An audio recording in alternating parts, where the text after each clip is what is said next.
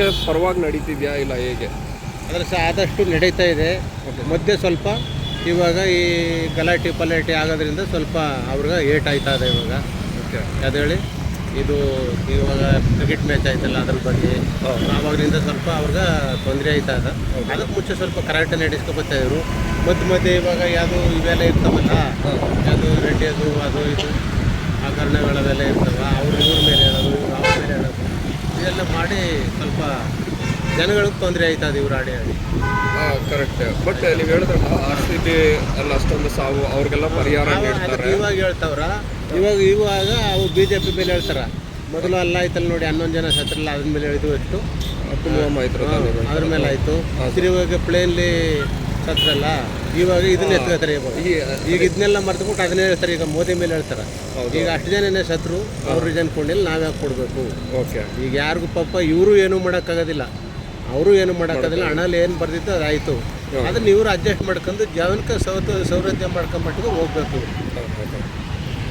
So ಇದೆಲ್ಲ ಒಂದು ಸರ್ಕಾರಕ್ಕೆ ಲಾಸ್ ಆಗುತ್ತೆ. ಲಾಸ್ ಆಗುತ್ತೆ. ಇವಾಗ ಮಾಡಿದ್ರು, ಇವಾಗ ಫ್ರೀ ಅಂತ ಮಾಡಿದ್ರು. ಫ್ರೀ ಬೇಕಾಗಿರಲಿಲ್ಲ. ಬೇಕಾದ್ರೆ ಮಕ್ಕಳಿಗೆ ಸ್ಕೂಲ್ ಮಕ್ಕಳಿಗೆ ಒಂದು ಊಟನೋ, ಒಂದು ಬಡವ ಮಕ್ಕಳಿಗೆ ಫ್ರೀಯಾಗಿ ಓದಿಸೋದು, ಈ ರೀತಿ ಮಾಡಿದ್ರೆ ಅದೆಲ್ಲ ಜನಗಳಿಗೆ ಅನುಕೂಲ ಇತ್ತು. ಒಂದು ಕಡೆ ಇಷ್ಟೊಂದು ಬಸ್ ಫ್ರೀ ಮಾಡಿದ್ರಲ್ಲ, ಎಷ್ಟೋ ಒಟ್ಟೋಗಿರುತ್ತೆ. ಅದರಲ್ಲಿ ಒಂದು 10,000 ರೂಪಾಯಿ ಎಜುಕೇಷನ್ಗೆ ಅಂದ್ಬಿಟ್ಟು ಡೆಪಾಸಿಟ್ ಮಾಡ್ಬೋದು ಗೌರ್ಮೆಂಟ್ ಸ್ಕೂಲಲ್ಲಿ ಓದೋರಿಗೆ ಮಾಡ್ಬೋದಾಗಿತ್ತು. ಅದು ಇಲ್ಲ. ಇವಾಗ 5 ವರ್ಷ ಗಂಟೆ ನಾವೇನು ಮಾಡೋದಿಲ್ಲ ಅಂತ ಹೇಳ್ತಾವ್ರ. 5 ವರ್ಷ ತುಂಬಿಸಗಂಟೆ ಹೇಳಿ ಕಥೆಗಳು ಏನೇನಾಯ್ತವೆ. ಇದ್ರಲ್ಲಿ ಬೆಳೆ ಏರಿಕೆ ಜಾಸ್ತಿ ಮಾಡ್ಬೋದು ಅಂತ ನಿಮ್ಗೆ ಅನ್ನಿಸ್ತದೆ ಸರ್? ಬೆಳೆಗೆ ರೈತರಿಗೆ ಭಾರಿ ತೊಂದರೆ ಆಯ್ತದೆ ಸರ್. ಇವಾಗ ಎಷ್ಟೇ ಗೊಬ್ಬರ ಜಾಸ್ತಿ ಆಯಿತು, ಇಲ್ಲಿ ಭತ್ತ ಮರಕ್ಕೆ ಹೋದ್ರೆ 3,000 ಇದ್ದದ, ಆವಾಗಲೇ 2,000 ಚಿಲ್ಲರೆ ಬಂದ್ಬಿಟ್ಟು 3 ಚಿಲ್ಲರೆ ಇತ್ತು. ಅದೇ ರೈತರಿಗೆ ಒಂದಿಷ್ಟು ಡಬಲ್. ಈ ಸತಿ ಹೋದ ಸರಿ 3,200 ರೂಪಾಯಿ ಭತ್ತ ಮಾರಿದ್ರು.